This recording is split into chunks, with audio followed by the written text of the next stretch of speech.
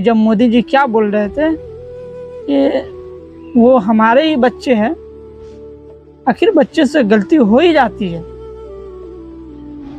हाँ, माना कि मोदी जी के अंदर कमियां है और कुछ खूबियां भी है मेरे भाई, हमें उनसे सवाल करना है, बल्कि गालियां नहीं देना है।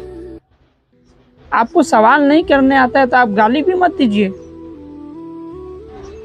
आज के नौजवान सवाल तो करते नहीं है और हमारे देश के प्रधानमंत्री को गालियां दे रहे, हद तक उनकी माँ को भी।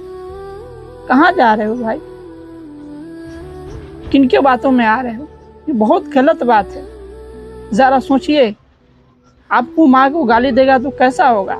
उनके अंदर भी दिल है यार, उनको भी एहसास होता है, बहुत दुख होता है मेरे भाई। ऐसा न करें।